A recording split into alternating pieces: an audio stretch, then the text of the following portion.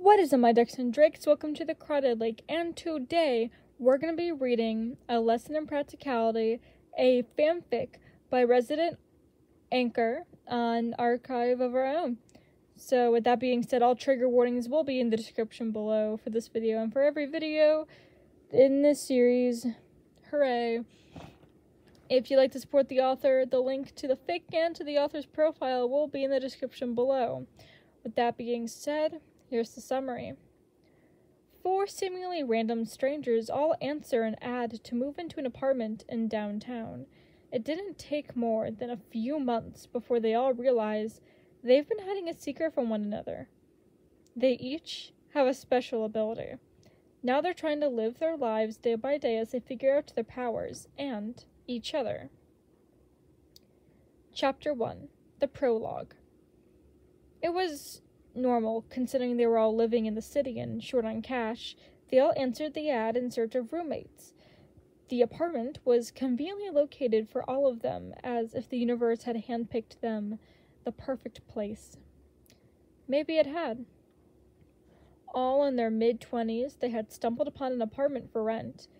Central location, decently priced, but the apartment housed 4. That was how they all met. The day they moved in, Logan was the first there. Door unlocked and already moved into the smallest room tucked away in the back, Logan greeted Patton, the first to show up. The third was Roman. Entering, introducing himself proudly, they went over designated areas and rooms. Roman needed extra space for some of the props he got to keep after plays that he performed in on the side, and the others agreed to share a little space in the decently sized living room as long as they kept his space. Hours later, the sun had begun to set and pizza being ordered while other two unpacked. Virgil showed up. He kept quiet and ducked into the last unclaimed room, second smallest only to Logan's. He hardly carried anything with him. All his materials fit in a backpack and a duffel bag. They all sat quietly, introducing themselves while munching on pizza and garlic knots, getting to know their new roommates. It had started with Patton a couple weeks later. Everyone was at work and Patton had been cleaning up the apartment. They all had day jobs that conflicted most of the time, but this particular afternoon left him alone in the slightly messy complex. Having nothing to do but wait for the others to get home for dinner, he spent part of his days to clean when he could, and it was his turn. He never really minded. The others usually consulted the messes to their rooms, and he always had a knack for being able to clean rather quickly, which left Virgil confused as he watched 2 separate copies simultaneously cleaning the dishes in the kitchen and vacuuming the living room, looking back from one to the other. Pat? Yeah, kiddo? The Patton doing the dishes looked up at him and suddenly panicked, the one in the living room vacuuming not hearing over the noise. Look, try not to freak out, he spoke, drying his hands on a towel and making his way over. I can't explain. Please, tell me you have a twin who has the same wardrobe as you. Not exactly. Virgil! The other Patton shouted, turning off the vacuum. You're home early. How wonderful. He made his way over and smiled, not hiding the panic from his face. There's a perfectly understandable and not totally bizarre reason as to why there's 2 of me. Virgil looked back and forth between the two. The one from doing the dishes shrugged as a response. He's a burglar? The second Patton shrugged, unsure. The Patton from the kitchen put down the towel he dried his hands with. That's not going to help, silly. Well, I can't think of anything. Can you? I am you. And so, obviously not. Virgil took a step backwards, the front door, watching the man argue with his reflection. Maybe, could I? The one who had come from the living room took a step backwards and then towards the other and stretched out his hand to the one who had been doing the dishes in the kitchen. The second one sighed and nodded, reaching out his hand. In a flash of light, suddenly there was one singular Patton in the room. and a very confused, anxious Virgil. "What was that?" Please don't tell the others, but, I can duplicate myself?" Patton shrugged and smiled as if he hadn't just spouted nonsense. Virgil rubbed his eyes with his hand, sighing and trying to convince his now growing headache to go away. "Patton, I had a rough day. Can we talk about this later, after I freak out?" "Oh, sure. Let me know, okay?" Virgil suddenly walked out of the room, leaving Patton truly alone this time. He looked panicked and looked down at his hands before taking a deep breath. The second time was Roman. He worked at a themed restaurant playing a character, as he loved to tell people, never actually saying what character and where. For most days, led him into a mascot costume to attract customers, hiding away his beautiful face from the world. A true crime indeed. On the side, he sang and performed at the local theater, but he needed money to pay the bills, and he was too energetic and over the top for a normal desk job he used to have before he was laid off. He wasn't home alone, but instead, he was in the living room trying to find a movie to put on in the background. Flipping through the channels was a fruitless endeavor, and he was seriously considering stealing Virgil's DVD player and just putting something on himself. "I thought the batteries were dead in that thing." Roman looked at Patton, who stood in the doorway with a single plastic bag in his hand. "I ran to the store to get batteries for it and everything." "Oh." Roman looked down at the remote and smirked. It started working suddenly." "That's strange." Patton walked into the living room and dug a hand into his pocket. "I thought I took the batteries with me to make sure I got the right ones." He pulled out 2 AAA batteries from his pocket and showed his roommate. Roman sat up straight and popped open the back of the remote. It was empty. It seems our remote is haunted, Patton." Roman dropped the remote on the couch and stood up, backing away, feigning terror. "That doesn't seem remotely possible." Patton walked to the couch and picked up the remote. "Well, look at that." He turned and smiled at Roman. "How'd that happen, you think?" "What's going on?" Virgil walked into the room, eyeing Patton. "The apartment's haunted." Virgil huffed at Roman's statement. "They better start paying rent then." With that, he turned and walked out of the room. "Come to think of it, Roman." Patton reached into his bag and removed the batteries. "Aren't you always shocking us with static? Maybe that's how it worked." "What? Me? No. Must be just my, positively charged personality, nothing else." "Well, unless you can generate electricity." Patton looked at the slightly panicking man, a look of realization washing over his face. Roman, can you make electricity?"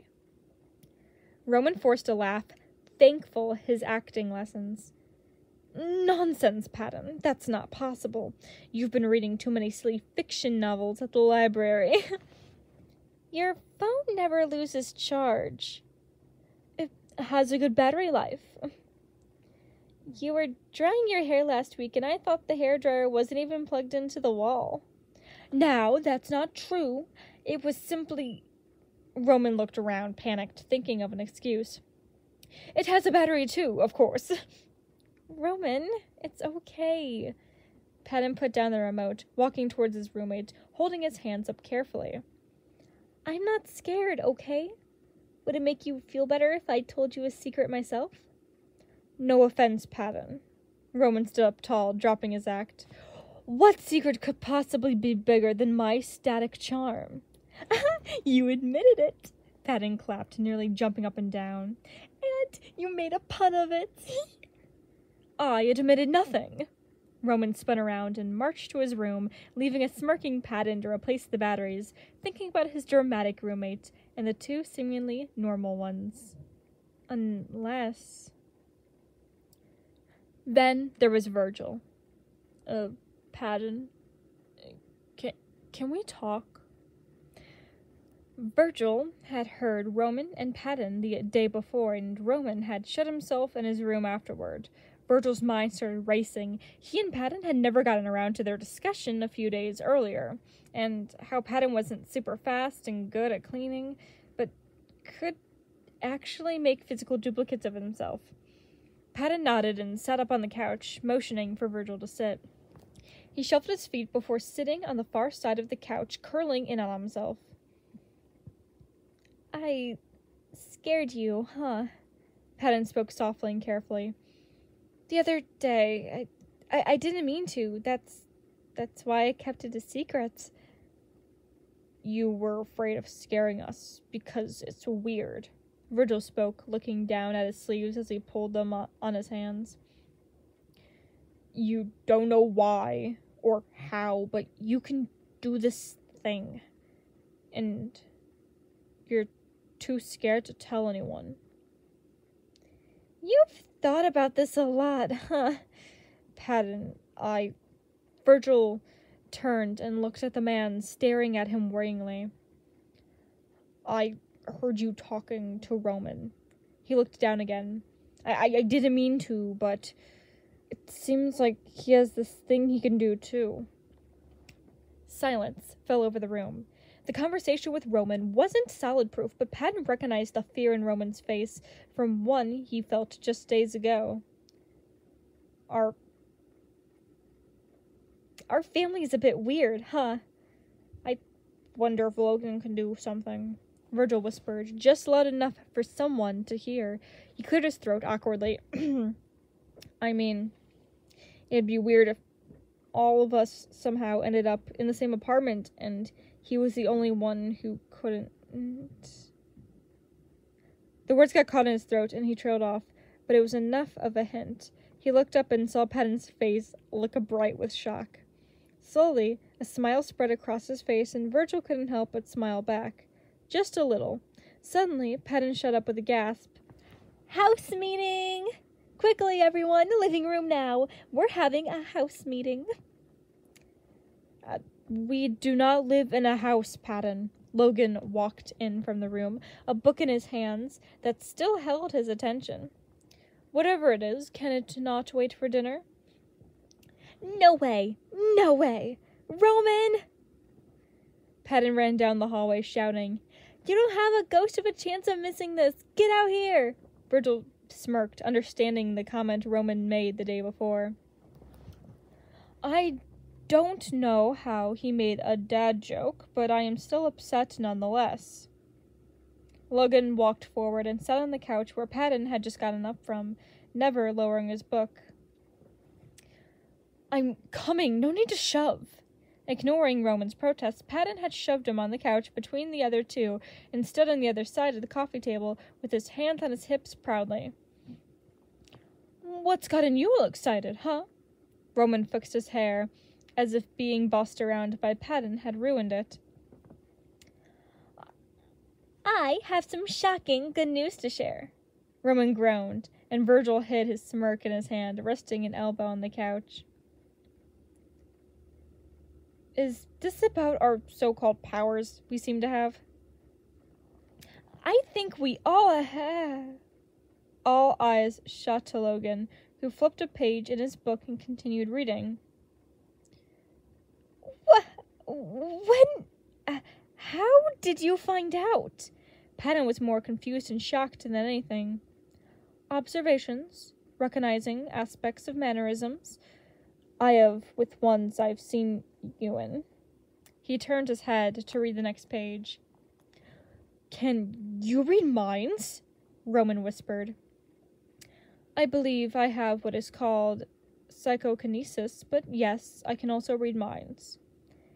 That is so cool, Logan! Patton practically jumped up and down from where he stood. Wow, we all have powers, and we all share the same apartment. What are the odds? I guess. Patton, I know you're going to do something with that sentence. Just please. The odds are infinitesimal. You are the bane of my sanity. Logan finally pulls the book down and takes off his glasses and rubs his eyes. Next time we play Scrabble, I promise you'll regret it. Wait, all of us have some power? Roman suddenly stood up. Here I thought I was misunderstood outcast, but we've turned this apartment building into a secret hideout. Roman's dismayed look quickly turned back into his bright and cheerful yet overdramatic personality. Do you know what all of us can do, bookworm? Virgil spoke from his end of the couch, muttering into his sleeve. Logan had placed his glasses back on his face, adjusting them unnecessarily. Yes, I do. You and Patton have just discovered Roman's attunement to electricity, based on the shouts I heard yesterday. How did you know that? Roman looked down with a slight sneer. You read our minds about that too? No, I simply connect the dots. Patton told me he went to get batteries for the remote, and I heard you flipping through channels. Then your innocent yelling led me to believe you finally figured it out. What about me? Virgil spoke and uncurled himself, leaning towards to look at Logan. You figured me out yet? Logan sighed and closed his book. Look, when I use my powers, there's this... He waved his hand around as if he was trying to decide for a word he was looking for. A luminous shine, if you will. From... Your eyes glow like Rudolph's nose. Patton giggled at the realization. That is accurate, I suppose. Roman turned and leaned closer to Logan, a grin growing on his face. Care to demonstrate, Cyclops? Is that why you wear glasses? I do not use my powers. You needn't worry. He picked his book up and resumed where he left off.